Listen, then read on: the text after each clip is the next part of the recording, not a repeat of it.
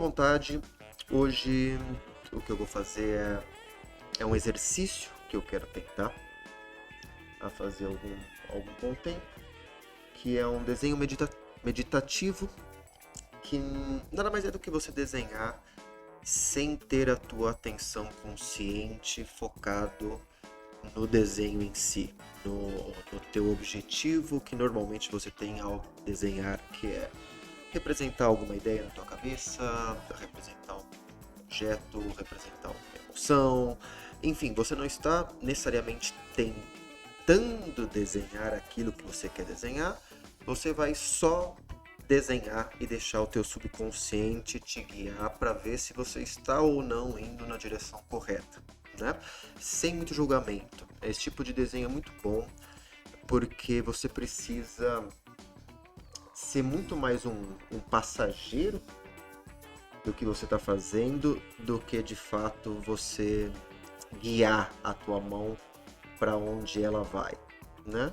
Então isso deixa o teu subconsciente tomar controle em coisas como o que é esteticamente agradável, as tuas referências de beleza, de belo, de composição, de cores, enfim, ajuda de hierarquia entre valores, principalmente com relação aos valores. O que você normalmente, o que teu subconsciente valoriza como algo feito de forma artística, né? Então, normalmente nesse tipo de desenho, e que serve também para outras práticas do cotidiano, né? Como, por exemplo, dançar. Eu sou dançarino de tango. Eu não gosto muito do termo profissional para denotar a qualidade ou não do teu fazer, né? Quando alguém diz que é um artista ou que é um artista profissional, muita gente pensa que isso serve para qualificar a pessoa com relação aos valores, né? Com relação à técnica, com relação à experiência, com relação ao valor artístico, com relação à beleza, qualquer uma dessas coisas que normalmente a gente busca quando busca os serviços de alguém, né? E não, na verdade, quando você diz que alguém é profissional, é apenas que usa essa atividade para ganhar dinheiro, né? Para sobreviver. Eles usam isso como moeda de trocas de recursos, né? Eles dão esse recurso para as outras pessoas e em troca as pessoas devolvem dinheiro, né? Que nada mais é do que tempo cristalizado. Então, nesse sentido, eu poderia falar que eu sou um tangueiro profissional, porque de vez em quando eu cobro dinheiro para que as pessoas usufruam dos meus serviços e do meu conhecimento, do meu fazer, né?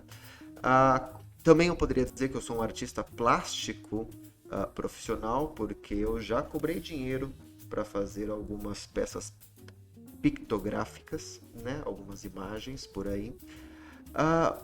Mas como eu disse, eu não gosto muito de qualificar as coisas nesse sentido, né? Com relação à qualidade. Eu sou o que sou, eu danço, eu desenho, a minha dança e o meu desenho têm os seus valores intrínsecos, que não depende da validade alheia, da validade de outras pessoas, e também tem um valor extrínseco, tem um valor que é dado por outras pessoas, né?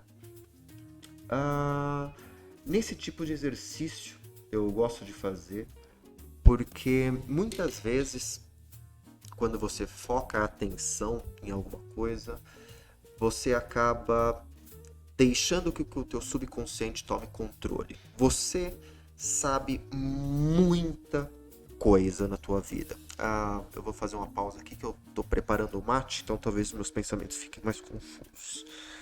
Inclusive, eu tava pensando, provavelmente eu tomo mais mate do que a média de um argentino ou de um gaúcho, né? Se você for brasileiro.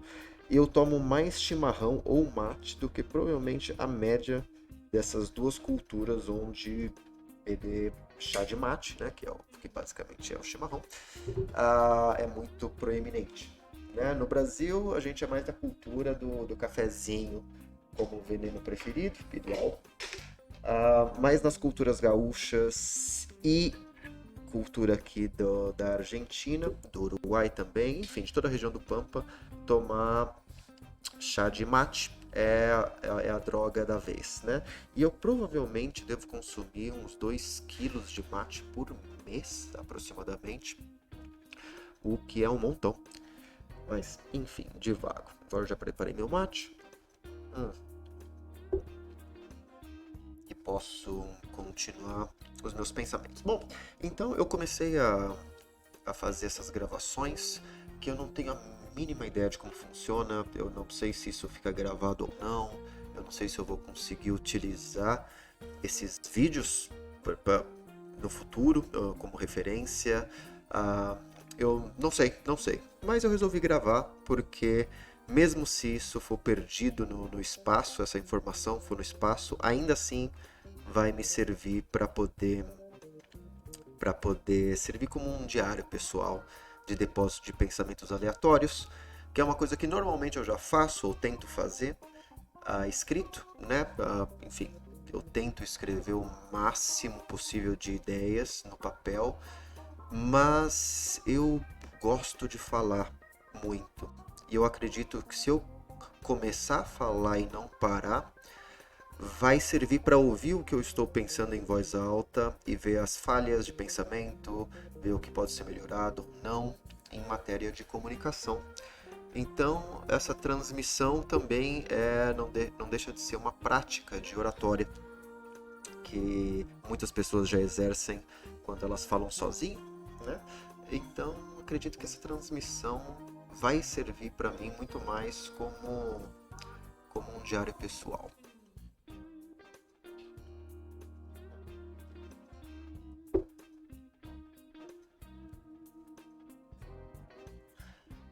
Bom, pois muito bem. E esses dias eu estava. Esses dias, ontem, eu saí para dançar.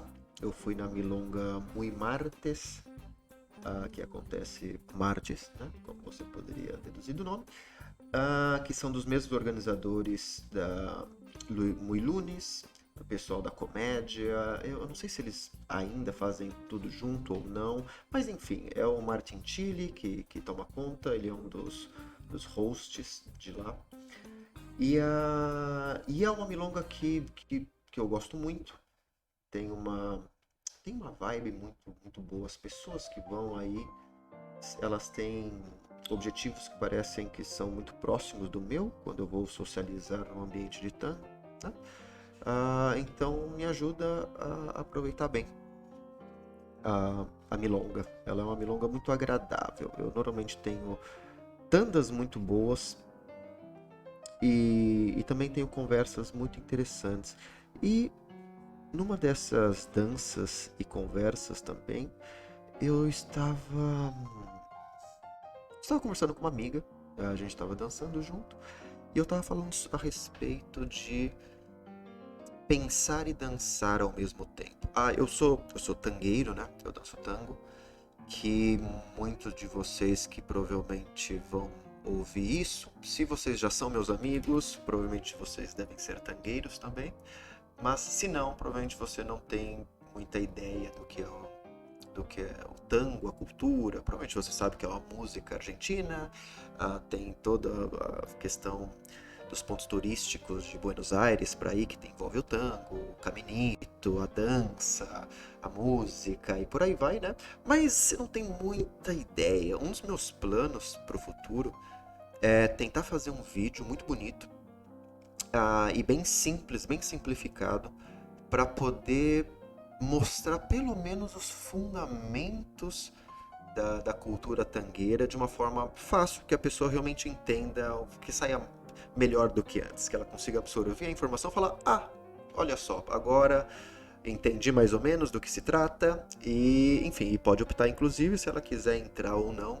Eu recomendo, é uma cultura muito, muito divertida, é uma cultura que que tem tantas camadas de possibilidades, como a grande maioria das culturas, claro, mas é uma cultura que me agrada muito porque o fazer artístico é muito valorizado.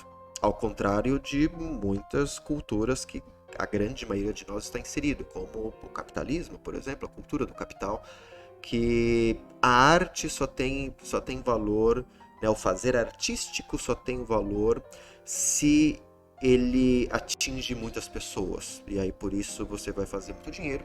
Mas o fazer artístico que não atinge muitas pessoas, então se você está começando a fazer arte, ou se a tua arte ela não encontra um nicho, que depende muito de tempo, de timing, né? Tem muitos artistas que viveram no passado que hoje seriam estouros e vice-versa, e muitos artistas de hoje em dia que no passado morreriam de fome. Então não sei se é das melhores culturas, digamos assim, para quem advoga pela arte como filosofia de vida, como eu. E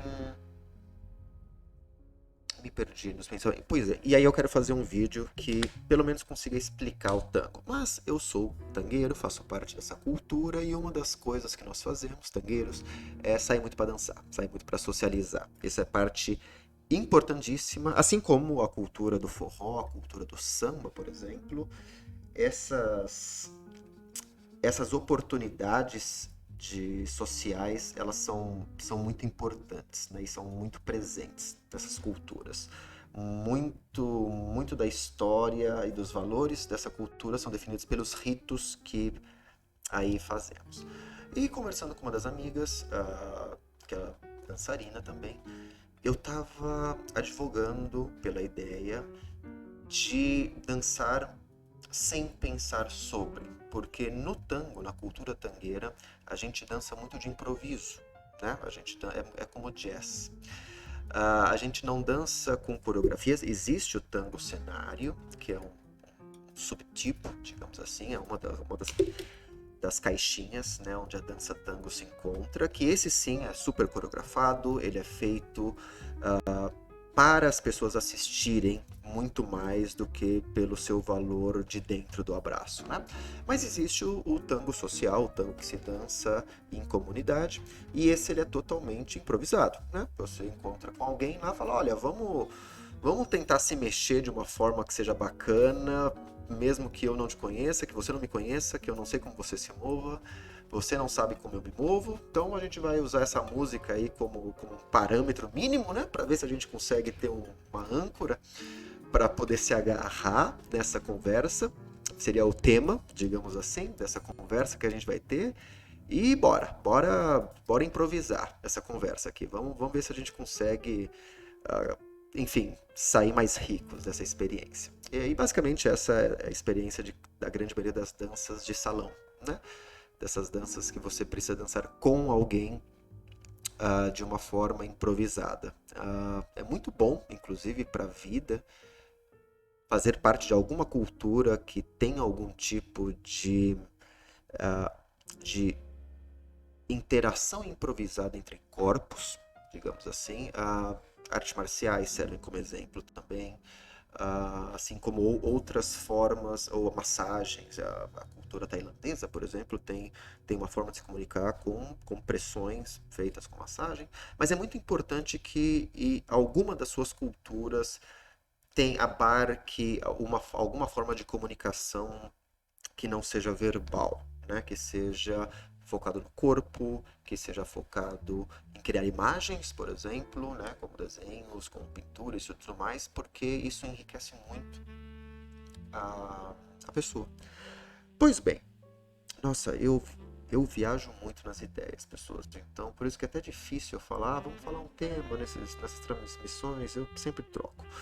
Então, vou voltar ao fio da meada aqui. Eu estava conversando com essa amiga, defendendo o fato de que é muito importante você não pensar sobre o teu corpo quando for dançar de improviso e deixar o subconsciente tomar conta, porque o teu subconsciente ele foi criado pelas todas as experiências passadas na tua vida, né? Ele foi sendo construindo a partir de coisas que que recebiam respostas, né? A partir do momento que você fazia uma coisa, muitas vezes o teu corpo entendia, falar, ok, então isso é bom pro sistema, vamos fazer isso de uma forma um pouco mais automática, né? Então vai para o subconsciente e o consciente pode lidar a fazer outras coisas, né? E por isso que eu acredito que os seres humanos e muitos animais têm o que a gente chama de consciência, justamente porque tem esse subconsciente e esse consciente, essa parte automática de agir e também essa parte que pode modificar as coisas por tua própria vontade, o que quer que você entende por própria vontade, né? A questão de consciência, que é uma matéria fascinante, está muito longe de ser totalmente explicativa. A pessoa ainda não sabe muito o que é ou não uma consciência.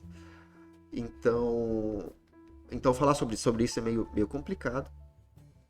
Mas eu acredito que você, para muitas coisas na tua vida, é mais benéfico para atingir os teus resultados que você deixe a tua parte automática tomar controle, porque ela foi construída durante toda a tua vida, e ocupar a tua cabeça com outras coisas. E tem muita gente que nunca deixa o subconsciente tomar controle de suas ações. Mesmo que isso seja uma coisa que acontece todos os dias. Quando você vai escovar os dentes, você não pensa sobre o ato de escovar os dentes. Quando você vai tomar uma água, você não pensa sobre o ato de tomar uma água, porque, óbvio, você não precisa gastar energia para realmente fazer um esforço consciente para tomar uma água. O teu corpo já vai buscar, se torna automático. Até que sonambulismo, por exemplo, é um excelente exemplo de várias coisas que teu corpo faz de forma automática, mesmo não estando consciente dos seus movimentos, dos seus atos, de suas ações, o que é um pouco bizarro de se pensar. Mas ao dançar de improviso, eu advogo que quando você for dançar de fato, quando você estiver numa milonga, quando você estiver interagindo com outra pessoa, não pense, não julgue, só vai e deixe a análise para depois. Ajuda muito você estar dançando e ter essa sensação que você é muito mais um passageiro do que o motorista, do que está acontecendo ali. Você deixa o teu corpo agir e reagir conforme as ações de quem está dançando com você, conforme a música, enfim, deixe o teu corpo agir de uma maneira mais automática, porque se for de uma forma automática, provavelmente será uma forma mais natural, mas não tente consertar algo que você sinta que não está natural. Você pega essa informação, guarda, fala, senti algo estranho, que contexto que foi isso? Foi em algum passo? O que aconteceu? O que foi perdido? Que pareceu desarmônico, que não pareceu fluido, né? E você analisa isso depois, né? Sozinha, em casa, com o teu professor, se pergunte, faça experimentos com o teu corpo depois, e ótimo, e aí você vai melhorando, né? O que quer que você esteja fazendo, nesse caso a dança. Mas é muito importante que você tenha um espaço para deixar o teu subconsciente tomar conta. E com relação a isso, eu acho que, por exemplo, desenhar de forma automática ajuda muito a entender o que você já sabe, digamos assim, as tuas referências. Que o que você sabe nada mais é do que as referências que você teve na tua vida, né? Sejam elas por tentativa e erro, seja porque alguém falou que era assim e você aceitou automaticamente e tá ótimo, nada de errado com isso. Te ajuda também a entender o que você acha que é beleza ou não, o que te traz conforto para o teu consciente ou não. Você vai perceber, por exemplo, que algumas coisas que você vê quando você desenha automaticamente te causam um conforto visual, digamos assim, vai te causar várias coisas. Vai te causar ou um conforto ou um desconforto. E ambas essas informações que você recebe são muito importantes, porque o conforto te ajuda a entender aquilo que está funcionando e o desconforto te ajuda a entender aquilo que você gostaria que não fosse assim. E é muito difícil você analisar isso sem ver você no teu estado natural. Né? Se você está tentando ativamente fazer... Isso acontece muito, por exemplo, quando você vai tomar uma aula, por exemplo, de dança com um profissional. Né? Isso já aconteceu muito comigo de vez em quando, ainda acontece. Mas, por exemplo, você sabe o que você sabe, você dança de uma determinada maneira, você tem os seus pontos fortes, seus pontos fracos, não importa. Mas você tem uma boa ideia de como que você dança no teu máximo, né? Quando você está num bom dia, quando tudo flui, você tem uma boa ideia de como que é. E aí você vai ter aula com um professor, uma figura de autoridade, né? Uma figura que você busca justamente porque é alguém que você valoriza o que é dito e essa pessoa fala, ok, gostaria de ver uma dança tua então, para poder analisar. Isso sempre, ou pelo menos da grande maioria parte das vezes, vai ser complicado porque é muito difícil que nesse contexto você consiga dançar da forma mais natural possível. Você, na verdade, vai estar preocupado com o que o professor vai falar, você vai estar preocupado com o julgamento, se você vai ser expulso dessa tribo ou não. Muita coisa subconsciente vai tomar controle do teu corpo, muitas ansiedades que por vezes nem faz sentido de estar lá, só que você ainda não sabe, então tá lá ainda, e você não vai dançar o teu melhor por N motivos. Isso vai causar o professor falar, ok, se você dança assim naturalmente, então seria interessante que você fizesse isso, enfim, não importa. E a grande maioria das dicas vão ser voltadas a você dançar da forma como você consegue dançar quando você está natural. Né? Muitas das aulas que eu dou é justamente, sabia que eu precisava trabalhar esse tipo de coisa, eu fico travada quando não deveria, e blá blá blá blá blá. E normalmente é isso, é só a pessoa tentar usar o consciente, né, ter muita informação na tua cabeça e ainda ter que dançar, não vai funcionar. Mas é claro que você precisa ter um certo nível de conforto ao fazer esse tipo de coisa, mas o importante é fazer. É igual falar uma nova linguagem. Se você não testar, não, entre aspas, passar vergonha de vez em quando, você nunca vai aprender porque você nunca vai ter um feedback. Então, teu cérebro não vai entender que informação que ele precisa guardar e que informação que ele pode jogar fora. E esse tipo de desenho meditativo eu acho muito bacana também, porque depois eu posso fazer um outro exercício que é a partir dessa imagem, dessa reverie, dessa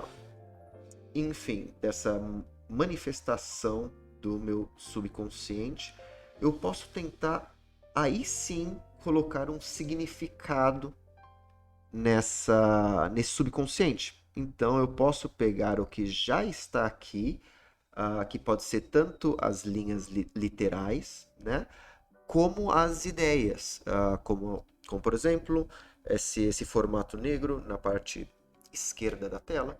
Ele pode ser uma pessoa, eu posso transformar ele num dançarino, mas ele pode ser uma torre.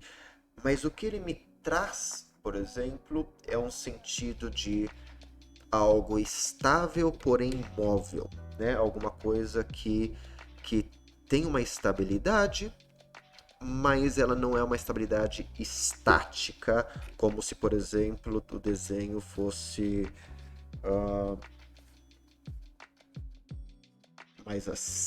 como assim, por exemplo. Quanto mais simétrico, provavelmente mais estático vai parecer, né? Porque as coisas simétricas, elas têm uma estabilidade maior, né? O corpo humano, como ele se move a todo tempo, ele acaba não conseguindo atingir a simetria biológica, né? Sempre é um alvo a ser alcançado, a simetria. A simetria nunca não precisa pensar necessariamente em um círculo fechado, né? Tipo 1 mais 1 é igual a 2, mas pode ser em proporções simétricas, né? Pode ser como a Lei Áurea, por exemplo, pode ser, enfim, diferente como a proporção do A4, por exemplo, que é baseado na Lei Áurea, que é uma proporção que ajuda a entender muito o crescimento de coisas, né? A taxa de crescimento, e é encontrado em cristais, na natureza, bastante. Então, simetria não quer dizer necessariamente isso, por exemplo. Isso é um tipo de simetria bidimensional, mas, por exemplo, uma coisa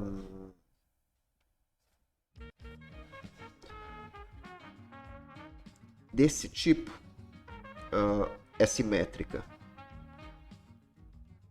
também. Isso causa uma simetria, porque existe um padrão que vai aumentando um pouquinho, existe uma, uma hierarquia de direções com relação a essas direções, que cria inclusive a ilusão de perspectiva, né? Então a natureza sempre está buscando algum tipo de simetria, né? Que seria um balanço. São padrões que se repetem a determinada taxa e vão se repetindo. Por exemplo, esse foi um péssimo exemplo, mas tudo bem. Bom, mas essas coisas o nosso corpo tende a gostar muito porque elas lembram de uma forma que conscientemente, às vezes a gente não percebe, mas ela lembra muito os padrões desejados da natureza, né? A busca, digamos assim. O corpo humano ele também busca simetria, mas como é um organismo muito complexo, imagina, você tem uma galáxia de organismos vivos dentro de você, as suas células, cada uma tendo que fazer as coisas ao mesmo tempo para criar uma simetria dentro desse sistema.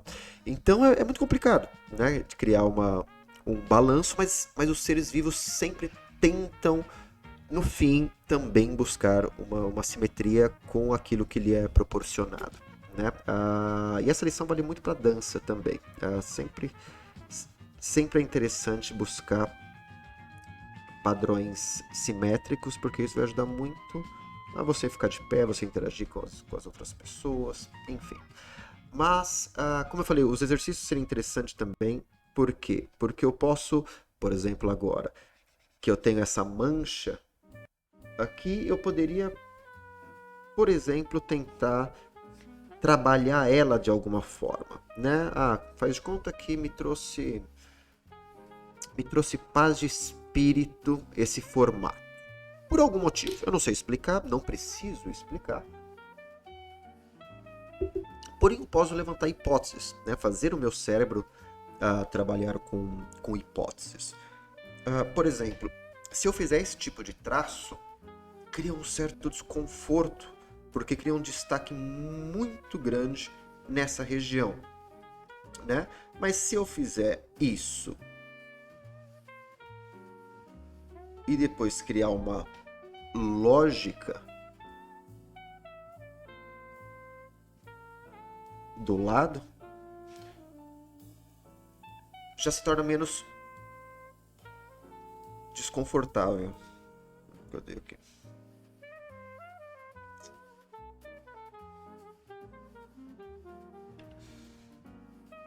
Eu sou tão ruim nesses programas, gente. Desculpa. Aí pronto. Será que é isso? Não, obviamente que não, porque tá aqui no apagador.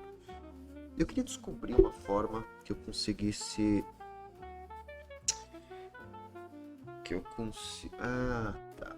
Entendi. Aqui. E aqui. Que eu conseguisse transmitir somente a minha tela. Era isso que eu queria fazer. Em vez de mostrar todas as minhas ferramentas e tudo mais, né? Mas, por exemplo, aqui agora já começa a criar uma coisa um pouco mais interessante para os nossos olhos. Mesmo que tenha quebrado aquela primeira ideia no começo. E aí você pode deixar o teu cérebro decidir se isso está bom ou não, se isso é desejável ou não. Você pode experimentar várias formas diferentes e não ter medo de errar, porque esse exercício é só para você conseguir deixar o seu subconsciente fazer as coisas. O seu subconsciente já sabe fazer um monte de coisa e ir trabalhando com ele. Isso daqui não tem. Não pense nisso como eu falei, não pense isso pensando numa cultura de capital. Pense isso pensando, essa coisa precisa ter um valor para os outros. Essa é uma coisa que precisa ter valor fora da experiência dela mesma, né? Eu gosto de pensar na arte. Eu odeio que muitas vezes as pessoas confundem arte com obras artísticas. Eu tenho uma definição, bom, pelo menos eu estou trabalhando nela, mas eu estou chegando a uma definição um pouco melhor para mim, pelo menos, do que seria arte, mas basicamente a arte não se refere a gente fala de arte como sinônimo de resultado de um fazer, né? Eu faço algo e esse algo é arte. E, na verdade, para mim não. Para mim, o valor da coisa, a arte em si, e quando eu penso arte, eu penso nisso, né, no algo desejável, é o fazer.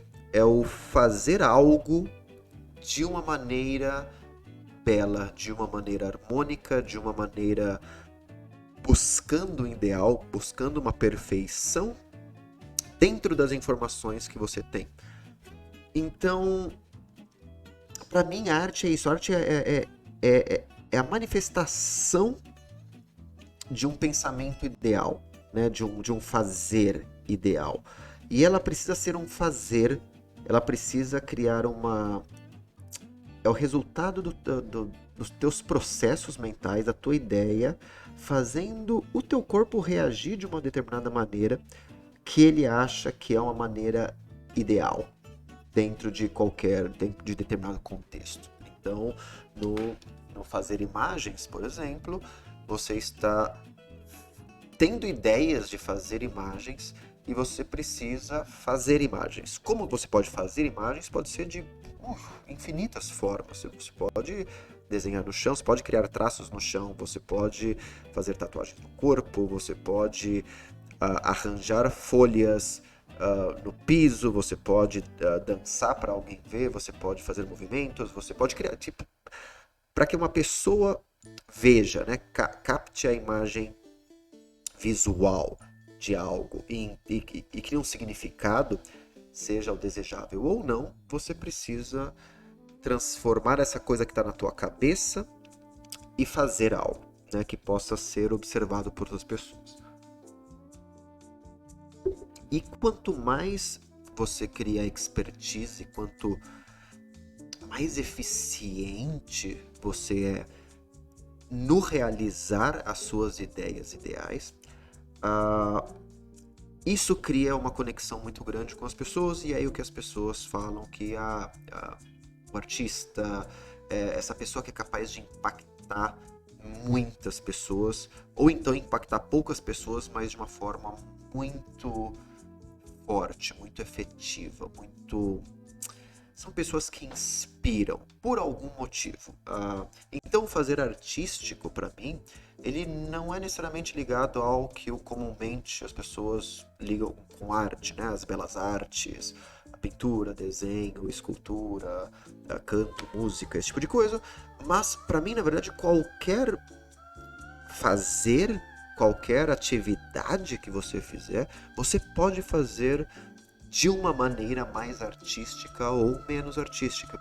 Você pode cozinhar como um artista, você pode Você pode ser um artista da cozinha, você pode ser um artista da oratória, você pode ser um artista da jardinagem, você pode... Eu conheci esses dias um apicultor que era um artista, que a paixão, o interesse, como ele falava sobre os seus conhecimentos, como ele demonstrava os seus conhecimentos, o prazer que ele sentia de saber isso e o fazer dele era um estilo de vida artístico, só que voltado à criação de abelhas. Ah, então, eu acredito que a filosofia de viver de uma forma artística é que é o negócio aqui, é o que é a coisa boa. O resultado disso sempre vai ter alguma obra artística que pode ter valor monetário ou não, dependendo do qual impacto que ela causa, ou o quanto que você consiga chegar a tua obra para pessoas, né, para impactar, e do que realmente se você faz alguma coisa bonita ou não. O fazer artístico é muito importante, não importa o que você faça na tua vida. Tem um vídeo aliás, tem um canal do YouTube que eu gosto muito, que chama Philosophy Tube. Deixa eu escrever aqui. Deixa eu ver se eu consigo soletrar Philosophy. Philosophy Tube, que é um canal de filosofia, né, como o nome implica. Tem legendas em português, português brasileiro. Aliás, tem legendas em brasileiro, porque eu acredito que a gente já chegou num ponto que pode diferenciar as duas línguas. E é apresentado pela Abigail Thorne, que é uma mulher trans. Inclusive é interessante porque o canal tem 10 anos e a transformação dela, né, a aceitação dela como mulher trans é retratada realmente, porque no começo do canal tem um homem, né, tem o que aparenta ser um homem apresentando, e nos últimos vídeos você vê e fala, é uma mulher apresentando, e a mesma pessoa. Então é muito interessante, tem vários vídeos bacanas, inclusive sobre os direitos dos transexuais, fala muito a respeito disso, que é interessante ver. Tem um outro muito bom, que eu gosto muito, é um dos meus preferidos, que é sobre estoicismo, né, que é um dos últimos que ela lançou. Mas o que eu queria falar aqui, na verdade, é a respeito de um que ela fala sobre trabalho, sobre as relações de trabalho nos últimos tempos, e como isso vem... Enfim, que a gente está numa crise de trabalho, né? O YouTube, a quantidade de pessoas virando motoristas de Uber ou então apresentador de YouTube, abrindo canais de YouTube, mostra que tem muita coisa mudando com relação a o que é trabalho, o que não é trabalho, o que tem valor, o que não tem valor, o que as pessoas querem, o que não querem, os valores estão mudando pouco a pouco na sociedade. Muita gente não está percebendo, porque obviamente não está impactando essas pessoas ainda, mas é uma coisa que vai impactar muito em muito pouco tempo. Muito pouco tempo. Não sou nenhum cientista político, nem econômico, nem nada, mas tem muita coisa acontecendo muito rápido ultimamente, inclusive no mundo da arte e entretenimento, né, com o surgimento dessas redes neurais, essas inteligências artificiais, como eles dizem, que já estão aí, já é uma realidade, que elas não vão a lugar nenhum, que elas estão sem controle, literalmente, né, não tem nenhum controle da sociedade em cima de como está sendo criado essas ferramentas super poderosas, e elas são, de fato, e qual que vai ser o impacto disso na questão de empregos, na questão de recursos, né, de distribuição de recursos na humanidade, como que isso vai funcionar, porque ou a gente vai encarar uma revolução que a gente vai ter que repensar totalmente a distribuição de recursos naturais e intelectuais e conhecimento na população, no mundo, que a gente já chegou nessa parte, que tá muito difícil ser isolado.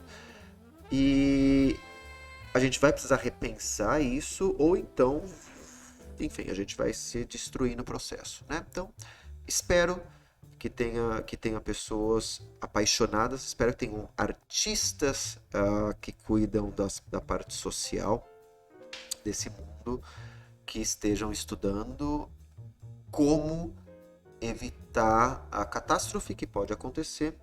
E eu desejo a eles boa sorte, porque eu mesmo não tenho a mínima ideia de como a gente poderia mudar isso. É um assunto muito grande para caber na minha cabeça, mas eu espero, sinceramente, tenho fé na humanidade, que tenha gente aí muito melhor do que eu pensando nessa questão. E eu sei que tem, porque eu consumo os produtos dessas pessoas que estão pensando sobre isso, como a Abigail, por exemplo, né? Mas vão lá, assistam esse vídeo a respeito das relações de trabalho, porque tem muito a ver com o que eu penso a respeito dessa questão da arte como filosofia de vida e como ferramenta fundamental para que a humanidade em si busque uma existência feliz.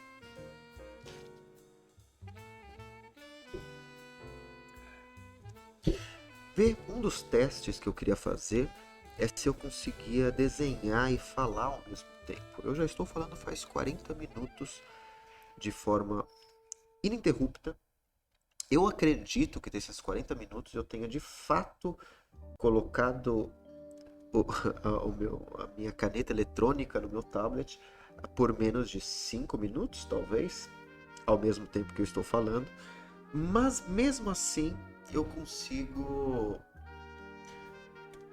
consigo, por exemplo, pegar essa imagem e agora fazer a parte mais interessante desse exercício, que é você analisar o que o teu subconsciente gostou, não gostou, o que ele fez, né, na ausência de um motorista, por exemplo, guiando. Então, olhando essa imagem, primeiro eu noto que eu não me dei ao trabalho de usar cores, eu usei apenas valores de escuro e claro, né? Então, eu estou tentando comunicar, ou o meu consciente estava tentando se comunicar, somente utilizando o contraste de valores, né? O contraste de valores é o quanto que um objeto... Essa parte é bem... Assim, enfim, basicamente o quanto que a gente percebe uma coisa como clara ou escura. Porque não depende somente dos, dos aspectos intrínsecos da coisa, mas também depende muito do contexto no qual é inserido, né? Então, o nosso cérebro, ele adora criar truques, digamos assim, criar ilusões para que a gente consiga tirar um significado do mundo, e desenhar nada mais é do que a gente criar uma ilusão visual, né? Mas vamos lá.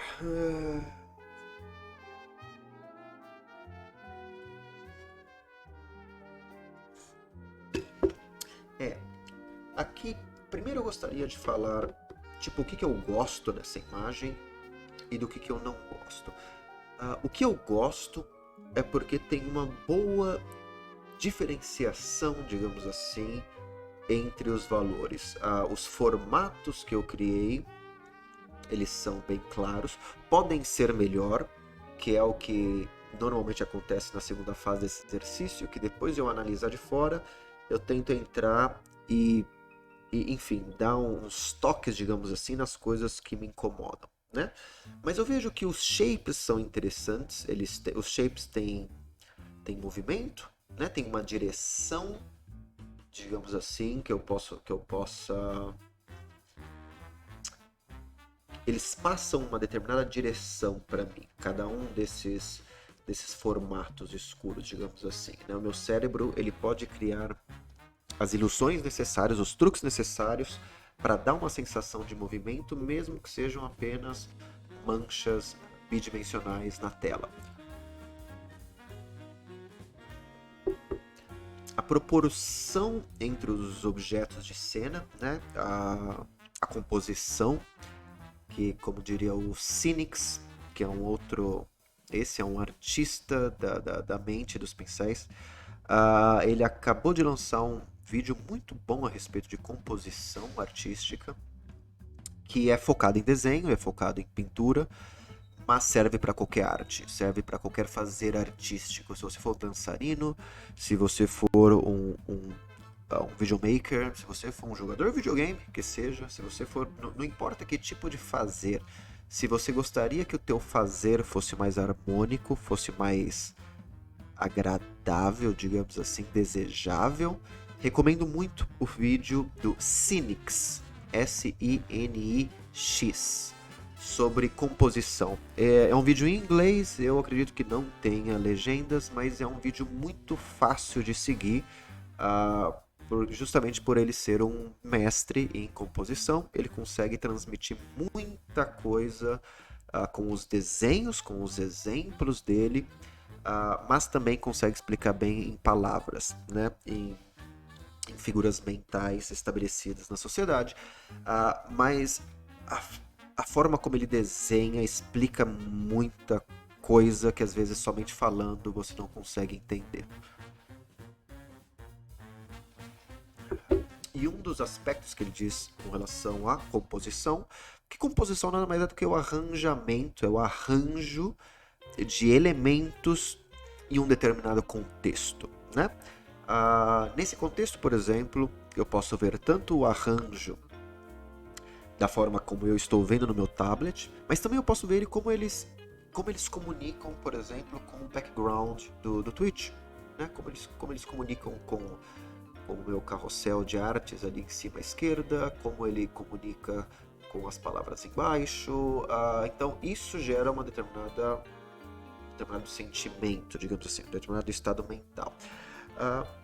E dentro da minha tela também eles, enfim, comunicam alguma coisa. A maneira mais clara de você chamar atenção para um objeto é você criar um contraste em cima dele. Quanto mais contrastante é o objeto, mais atenção ele chama. E esse contraste ele pode vir de várias formas. Ele pode vir com relação aos valores, né, que é o claro versus escuro, que normalmente é a parte mais forte, digamos assim, no geral, o contraste, mas também ele pode ser a respeito de ideias, digamos assim, né?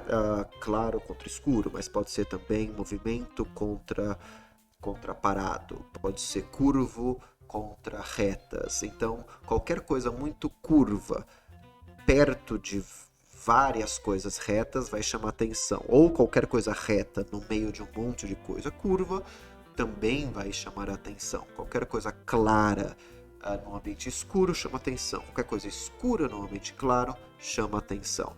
Se tem um amontoado de coisa de um lado e uma coisa do outro, essa uma coisa chama atenção. Enfim, você pode jogar com muitas coisas para chamar a atenção para algo. Agora, o problema é que chamar a atenção não é necessariamente alguma coisa boa. Eu já vou tentar me aprofundar nesse pensamento. Só vou tomar um pouquinho de mate.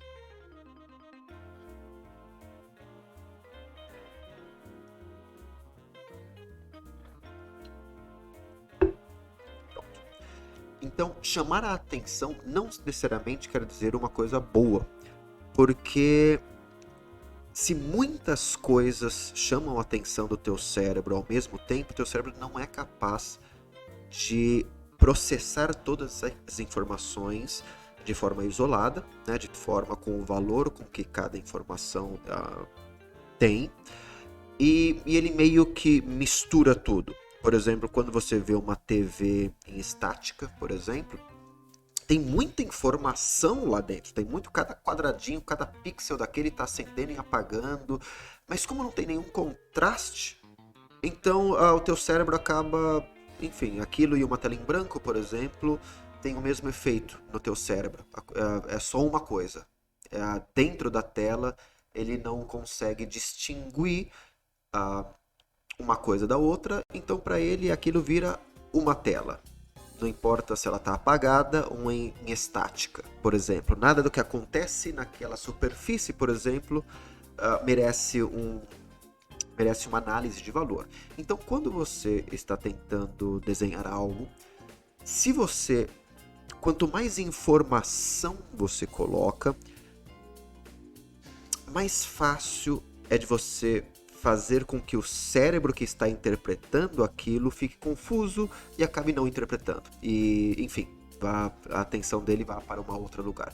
Então, se você busca chamar a atenção para vários elementos que não são necessariamente importantes, você vai acabar perdendo a mensagem principal.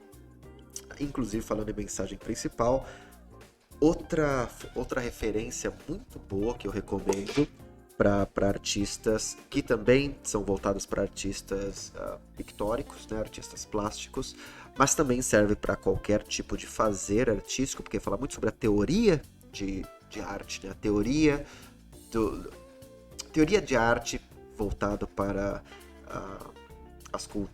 voltada para pintura e desenho, por exemplo, é muito focada no que o teu cérebro interpreta e como ele interpreta visualmente, né? Então, se você conseguir adaptar isso, o cérebro está tentando interpretar algo, só que se você passar isso para, enfim, outros sentidos, como o paladar, como pressão, né, como a pele, como etc., você pode transformar todas essas ideias, você pode traduzir para outros fazeres artísticos que vão estimular outros sentidos, né, ou mais sentidos. A questão é como você estimula os sentidos de alguém.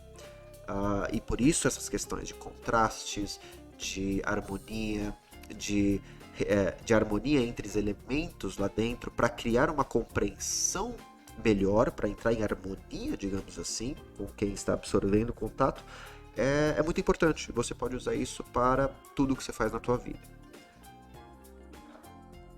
Então, por exemplo, só o fato de esse traço, deixa eu pegar aqui, esse traço aqui que eu fiz para esse daqui, ele tá chamando a atenção do cérebro e tá prejudicando totalmente o entendimento dessa cena, digamos assim. Agora, se eu apagar esses elementos que eu fiz, enfim, para explicar alguns conceitos, veja que o cérebro não precisa tentar entender se aquilo é uma informação que precisa ser decodificada ou não, né? Porque o problema não é você ter muita informação ou pouca informação. O problema é teu cérebro não conseguir entender se aquilo que ele está vendo ele precisa processar, se eu preciso trazer algum sentido para aquilo, né? Isso que está escrito aqui, essas espirais, não contribuem em nada para, por exemplo, eu não quero chamar a atenção para isso, né? Mas como elas estão criando um determinado contraste, o cérebro precisa vê-las, precisa decodificá-las, falar, isso não é importante, e aí ele já ficou preguiça, já foi ver outra coisa, e esqueceu de ver as outras manchas interessantes à direita, por exemplo. Então, só o fato de eu eliminar esses elementos e criar uma área de descanso para o cérebro, faz ele entender e falar, ok, tem uma coisa interessante à esquerda, composta de vários elementos, mas, enfim, ele entende como um elemento, e tem alguns elementos à direita, por exemplo, né? E ele primeiro vai ver a esquerda, provavelmente, depois ir lá para cima, ver essa mancha aqui, sei lá, parece um dragão, e depois ver as outras, tanto pela direção, né, que faz uma espiral, como também por uma hierarquia de tamanho. Então, teu cérebro vai ver primeiro a maior coisa que tem, que é o quê? A diferença do branco contra o preto. E aí, qual que é a maior coisa branca? Bom, é só uma. Ótimo. Tem algumas coisas brancas internas aqui embaixo, por exemplo, e aqui em cima, mas elas são muito fáceis de separar do resto, né? Se eu cobrisse de preto, por exemplo, daria na mesma se eu não quisesse chamar atenção para elas, mas eu quero chamar atenção para elas, então deixa elas lá. Mas ela vai perceber, o teu cérebro vai perceber que existe uma grande mancha branca e algumas manchas pequenas, digamos assim, né? O ideal seria eu criar, por exemplo, pela teoria, uma mancha média de branco também, que poderia ser, por exemplo, isso daqui. Uma mancha média.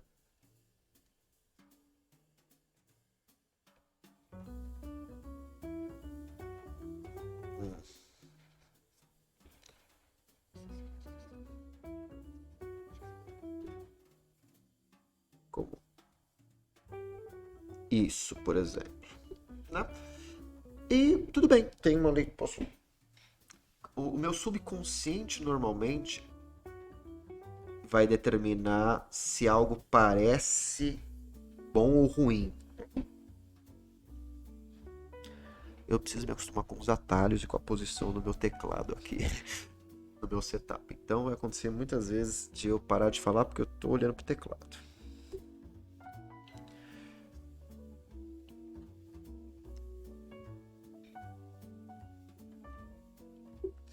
Aí, era isso mais ou menos. Mas enfim. Tá de outra, levemente de outra cor, mas serve pro propósito. Aqui. Fazendo esse tipo de coisa, por exemplo, posso até colocar uma mancha pequena aqui, talvez.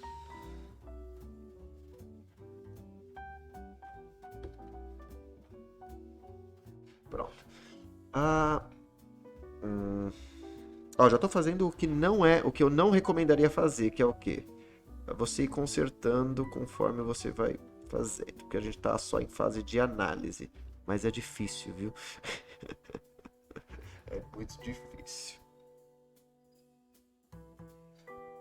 Pronto, mais ou menos. Enfim, esse padrão na base desse objeto é muito repetitivo. Tipo, os formatos se parecem muito com o outro, então seria interessante criar um contraste de objetos. Por exemplo, fazer um mais fino e o outro um pouco maior. Esse bem menor, por exemplo.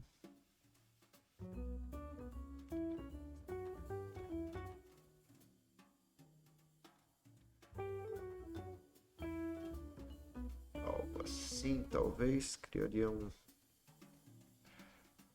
formatos mais bonitos. De acordo com a teoria do design. O teu subconsciente, ele sabe já tudo isso. Ele sabe o que é bonito ou não. Porque quando você olha uma coisa bonita, você fala, nossa, que bonito. Então, ele sabe, ele tem a sensibilidade para realmente sentir o que é bonito ou não. Então, por isso que é importante você deixar ele, às vezes, no comando. E ele vai se virando. Enfim.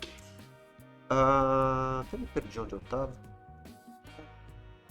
Mas tudo bem, porque já está fazendo quase 1 hora que eu estou falando.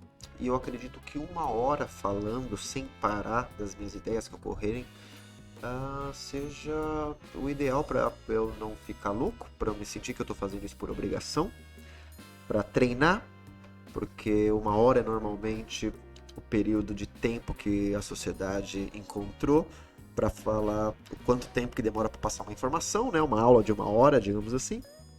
Então é importante eu conseguir treinar, falar por 1 hora seguida, para que as pessoas, no mínimo, tenham a ilusão de que eu estou oferecendo 60 minutos de informação, quando na verdade isso é uma mentira, tá, gente? Se você pegar o que eu falei aqui, se eu fosse realmente um bom professor, o que eu ainda não sou, mas espero ser, provavelmente eu conseguiria condensar as ideias desse vídeo em menos de 5 minutos. Menos de 2 minutos, provavelmente, se eu for muito eficiente.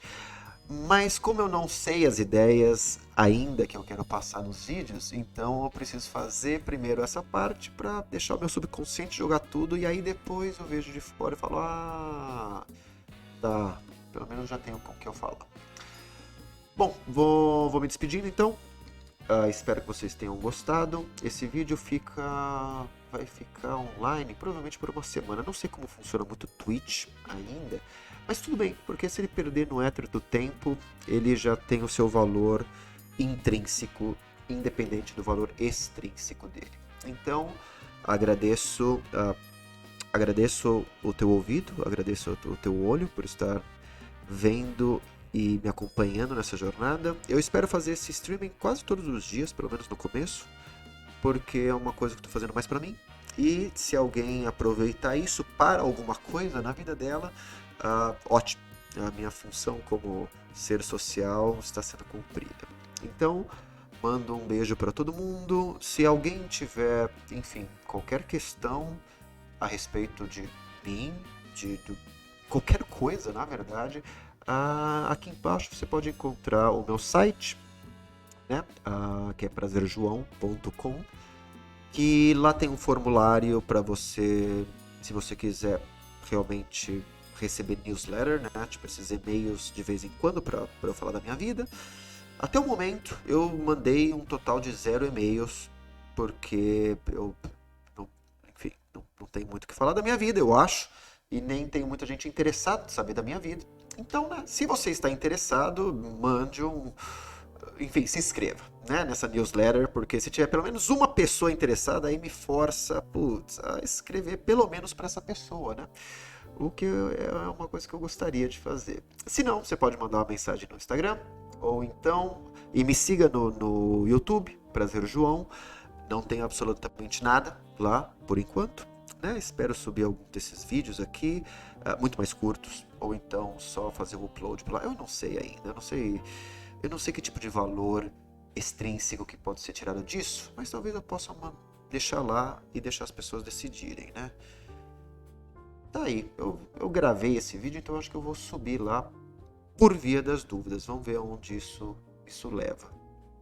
Bom, é isso. Desejo um bom dia, uma boa tarde, uma boa noite para você que está ouvindo e espero ver você mais vezes aqui com o seu papel na mão, sua caneta, para gente desenhar, bater um papo, falar sobre a vida e viver a vida da forma mais artística possível. Um beijo.